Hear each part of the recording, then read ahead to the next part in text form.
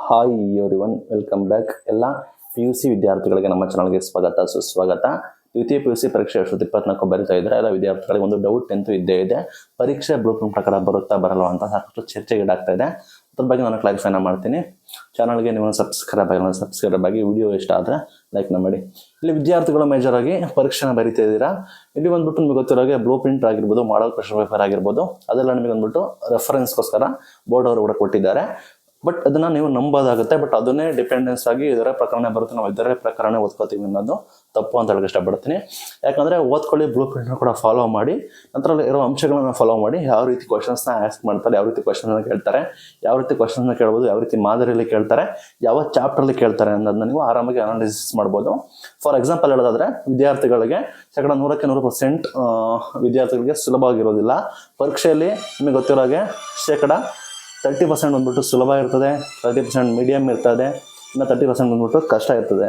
ಈ ರೀತಿ ನಿಮಗೆ ಒಂದು ಗೈಡ್ಲೈನ್ ಇದೆ. ಏನಂದರೆ ಇಷ್ಟು ಪರ್ಸೆಂಟೇಜ್ ಈಸಿ ಕೊಡಬೇಕು, ಇಷ್ಟು % ಕಷ್ಟ ಕೊಡಬೇಕು, ಇಷ್ಟು % ಆವ್ರೇಜ್ ಕೊಡಬೇಕು ಅಂತ ಒಂದು ರೂಲ್ಸ್ ಇದೆ. ಅದರ ಪ್ರಕಾರ ನಿಮಗೆ ಕ್ವಶನ್ ಪೇಪರ್ನ ಕೊಡ್ತಾರೆ. ಅದ್ರ ಬಗ್ಗೆ ತಲೆ ಕೆಡಿಸ್ಕೋಬೇಡಿ.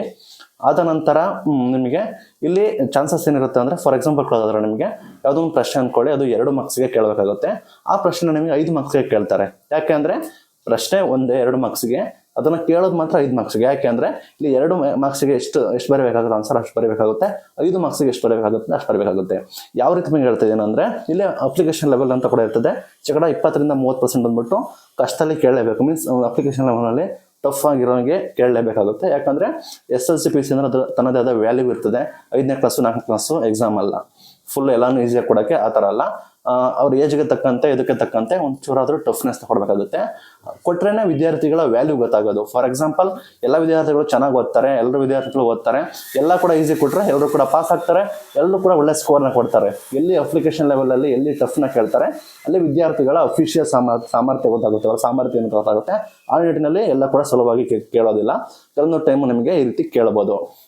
ಯಾಕೆ ಕೇಳ್ಬೋದು, ಬ್ಲೂ ಪ್ರಿಂಟ್ನ ಫಾಲೋ ಮಾಡಬೇಕಾ ಮಾಡಬಾರ್ದು ಅಂತ. ಹೌದು, ನೀವು ಬ್ಲೂ ಪ್ರಿಂಟ್ನ ಫಾಲೋ ಮಾಡಿ, ಬರೀ ಬ್ಲೂ ಪ್ರಿಂಟ್ನೇ ಫಾಲೋ ಮಾಡಿ, ಫುಲ್ ಬ್ಲೂ ಪ್ರಿಂಟ್ನೇ ಫಾಲೋ ಮಾಡಬೇಡಿ ಅಂತ ಹೇಳಿ ಅದರ ಅಂಶಗಳನ್ನು ಏನಿದೆ ಅದನ್ನು ನೋಡ್ಕೊಳ್ಳಿ. ಮೇಜರಾಗಿ ನನ್ನ ಅನಿಸಿಕೆ ಕೇಳೋದು, ಕ್ವಶನ್ ಪೇಪರ್ನ ಫಾಲೋ ಅಪ್ ಮಾಡಿ. ಬ್ಲೂ ಪ್ರಿಂಟ್ ಪ್ರಕಾರನೇ ಕೊಡ್ತಾರೆ, ಚಾಪ್ಟರ್ ವೈಸ್ ಕೂಡ ಕೊಡ್ತಾರೆ. ಬಟ್ ಕ್ವಶನ್ಸ್ ನೀವು ಅಂದ್ಕೊಂಡಂಗೆ ಎಕ್ಸ್ಪೆಕ್ಟ್ ಮಾಡೋದು ಆಗೋದಿಲ್ಲ. ಫಾರ್ ಎಕ್ಸಾಂಪಲ್, ಯಾವುದೊಂದು ಚಾಪ್ಟರ್ ಅಂತ ಹೇಳ್ತೀನಿ. ಫಾರ್ ಎಕ್ಸಾಂಪಲ್, ಯಾವುದೊಂದು ಚಾಪ್ಟರ್ 1 ಅಂದ್ಕೊಳ್ಳಿ, ಅದರಲ್ಲಿ 5 ಮಾರ್ಕ್ಸ್ ಕ್ವಶನ್ಗಳನ್ನ ಕೇಳ್ತೀವಿ ಅಂತ ಹೇಳಿರ್ತಾರೆ. 5 ಅಂಕಗಳದು. ವಿದ್ಯಾರ್ಥಿಗಳು ಏನು ಮಾಡ್ತಾರೆ ಅಂದರೆ, 5 ಅಂಕದ ಕೇಳ್ತೀವಿ ಅಂದರೆ ಬರೀ 5 ಅಂಕಗಳನ್ನೇ ಓದ್ಕೊ ಹೋಗ್ತಾರೆ, ಬೇರೆಯವ್ರನ್ನ ಓದೋದಿಲ್ಲ. ಅದನ್ನ ಮಾಡೋದು ತಪ್ಪು.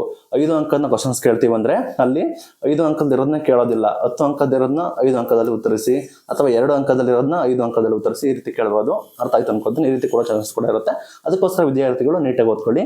ಇಲ್ಲಿ ನನಗೆ ಬೇಡವಪ್ಪ, ನನಗೆ ಒಳ್ಳೆ ಸ್ಕೋರ್ ಬೇಡ, ನನಗೆ ಎಷ್ಟು ಪಾಸ್ ಆದರೆ ಸಾಕು ಅನ್ನೋ ಅಂಥ ವಿದ್ಯಾರ್ಥಿಗಳು ಬರೀ ಕೊಟ್ಟಿರೋ ಪ್ರಕರಣ ಓದೋದು ನನ್ನ ಪ್ರಕಾರ ಒಂದು ಲೆಕ್ಕದಲ್ಲಿ ಅಕ್ಸೆಪ್ಟಬಲ್ ಅಂತ ಹೇಳಕ್ಕೆ ಇಷ್ಟಪಡ್ತೀನಿ. ಯಾರು ವಿದ್ಯಾರ್ಥಿಗಳು ಒಳ್ಳೆ ಸ್ಕೋರ್ನ ಮಾಡ್ಕೋಬೇಕು, ಚೆನ್ನಾಗಿ ಒಳ್ಳೆ ಇದು ಬರಬೇಕು ಅಂದರೆ ಎಲ್ಲ ರೀತಿಯಲ್ಲಿ ಕೂಡ ಅವರು ತಯಾರಿ ಕೂಡ ಮಾಡ್ಕೋಬೇಕು ಅಂತ ಹೇಳಕ್ಕೆ ಇಷ್ಟಪಡ್ತೀನಿ. ಅದು ಕೂಡ ಜ್ಞಾಪನ ಇರಲಿ. ಈಗ ಎಷ್ಟು ನಮ್ಗೆ ಐಡಿಯಾ ಸಿಕ್ತು ಅನ್ಕೋತೀನಿ. ಬ್ಲೂ ಪ್ರಿಂಟ್ನು ಕೂಡ ಫಾಲೋ ಮಾಡಿ, ಮಾಡಲ್ ಕ್ವೆಶ್ಚನ್ ಪೇಪರ್ ಕೂಡ ಫಾಲೋ ಮಾಡಿ, ಓಲ್ಡ್ ಪೇಪರನ್ನು ಕೂಡ ಫಾಲೋ ಮಾಡಿ, ಮಾದರಿ ಯಾವ ರೀತಿ ಇರ್ತದೆ ಅಂತ ಕೂಡ ಗೊತ್ತಾಗಿರುತ್ತೆ. ಅದನ್ನು ಫಾಲೋ ಮಾಡಿ. ಇಲ್ಲಿ PCM ವಿದ್ಯಾರ್ಥಿಗಳು, ಸೈನ್ಸ್ ವಿದ್ಯಾರ್ಥಿಗಳು ಕೆಲವೊಂದು ಬಾರಿ ಟಫ್ ಆಗಿ ಕೇಳ್ಬೋದು. ಅಂಥ ವಿದ್ಯಾರ್ಥಿಗಳು ಬರೀ ಬ್ಲೂ ಪ್ರಿಂಟ್ ನಂಬ್ಕೊಂಡು ಹೋದ್ರೆ ಕಷ್ಟ ಆಗ್ಬೋದು. ಅವ್ರಿಗೋಸ್ಕರ ಎಲ್ಲ ರೀತಿಯ ತಯಾರಾಗಿರ್ಬೇಕು. ಮೇಜರ್ ಆಗಿ ಕ್ವಶನ್ಸ್ ಹೆಂಗೆ ಕೇಳಿ ನೀವು ಆನ್ಸರ್ ಮಾಡೋದು ಹೇಗೆ ಅನ್ನೋದನ್ನ ನೀವು ತಿಳ್ಕೊಬೇಕಾಗುತ್ತೆ. ವೇ ಆಫ್ ಆನ್ಸರ್, ನೀವು ಯಾವ ರೀತಿ ಆನ್ಸರ್ ಮಾಡ್ತೀರಾ ಅಂತ. ಕ್ವಶನ್ಗೆ ಒಂದು ಪಕ್ಷ ನಿಮಗೆ ಆನ್ಸರೇ ಗೊತ್ತಿಲ್ಲ ಅಂದ್ರೂ ಕೂಡ ಕ್ವಶನ್ಗೆ ಸಂಬಂಧಪಟ್ಟಷ್ಟು ಉತ್ತರ ಕೂಡ ಬರೆದ್ರೆ, ವಿದ್ಯಾರ್ಥಿಗಳಿಗೆ ಸಹಾಯ ಕೂಡ ಆಗ್ಬೋದು. ನಿಮಗೆ ಫುಲ್ ಮಾರ್ಕ್ಸ್ ಬರೆದ್ರು ಕೂಡ ಹಾಫ್ ಮಾರ್ಕ್ಸ್ ಕೂಡ ಬರ್ಬೋದು. ಅದಕ್ಕೋಸ್ಕರ ವಿದ್ಯಾರ್ಥಿಗಳು ಈ ರೀತಿ ಯೋಚನೆ ಮಾಡಿ ಅಂತ ಹೇಳಕ್ಕೆ ಇಷ್ಟಪಡ್ತೀನಿ. ಆಲ್ಮೋಸ್ಟ್ ಭಾಷಾ ವಿಷಯಗಳಲ್ಲಿ ಆರಾಮಾಗಿ ನೀವು ಬ್ಲೂ ಪ್ರಿಂಟ್ನ ಫಾಲೋ ಮಾಡ್ಬೋದು. ಭಾಷಾ ವಿಷಯಗಳು ಯಾರು ಕಷ್ಟ ಆಗೋದಿಲ್ಲ ಅನ್ಕೋತೀನಿ. ಕೆಲವರು ಇಂಗ್ಲೀಷ್ ಕಷ್ಟ ಆಗ್ಬೋದು, ಓಕೆ. ಕೆಲವೊಬ್ಬರಿಗೆ ಮಾತೃಭಾಷೆ ಕನ್ನಡ ಅಂತ ಕಷ್ಟ ಆಗೋದಿಲ್ಲ. ಹೆಂಗೆ ಕೊಟ್ಟರು ನೀವು ಕನ್ನಡ ಚೆನ್ನಾಗಿ ಬರೀತಾರೆ. ಗೊತ್ತು, ಏಕೆಂದ್ರೆ ನಾವು ಮಾತಾಡ್ತೀವಿ, ಎಲ್ಲ ಇರ್ತದೆ, ಅದಕ್ಕೋಸ್ಕರ ಗೊತ್ತಾಗುತ್ತೆ. ಬಟ್ ಕೆಲವು ವಿಷಯಗಳಲ್ಲಿ ನಿಮಗೆ ಗೊತ್ತಾಗೋದಿಲ್ಲ, ಕಷ್ಟ ಆಗುತ್ತೆ, ಸಮಸ್ಯೆ ಆಗುತ್ತೆ, ನೀವು ವೀಕ್ ಇರ್ತೀರಾ. ಅದನ್ನು ನೀವು ನೀಟಾಗಿ ಪಾಯಿಂಟ್ ಔಟ್ ಮಾಡಿಕೊಂಡು ಆ ಪಾರ್ಟ್ ನೀವು ಓದ್ಕೊಂಡು ಹೋಗಿ ಸಹಾಯ ಆಗುತ್ತೆ. ಇಲ್ಲಿ ಕಂಪ್ಲೀಟಾಗಿ ನೀವು ಬ್ಲೂ ಪ್ರಿಂಟ್ನ ಫಾಲೋ ಮಾಡಿ ಅಂತ ಹೇಳಲ್ಲ ನಾನು. ಅದಕ್ಕೆ ಒಂದು ಅಂಶಗಳಿರ್ತದೆ, ಅದನ್ನು ಫಾಲೋ ಅಪ್ ಮಾಡಿ, ಖಂಡಿತ ನಿಮಗೆ ಒಳ್ಳೆಯದಾಗುತ್ತೆ. ಎಲ್ಲ ರೀತಿಯಾಗಿ ನೀವು ತಯಾರಾಗಿರಿ ಅಂತ ಹೇಳಕ್ಕೆ ಇಷ್ಟಪಡ್ತೀನಿ. ಇದು ಇವತ್ತಿನ video. Thank you for watching till end.